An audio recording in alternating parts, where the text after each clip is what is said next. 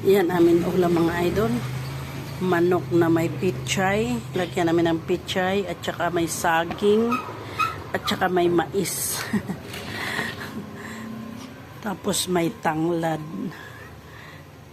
Bigyan mo nga ako ng panandok, anak. Akin na nga ang panandok.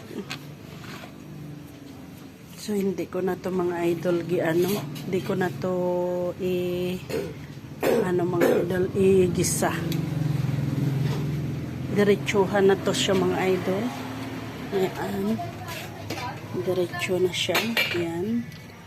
Sinabay ko na sa mais ang ating manok.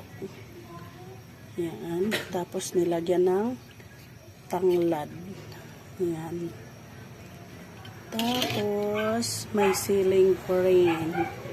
Ayan. Pinag-iisa ko na yan. Pinagsabay-sabay ko na yan mga idol yung manok dyan.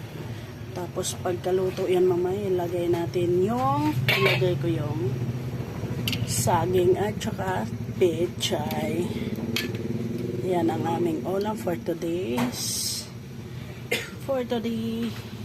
Yan ang ulam namin.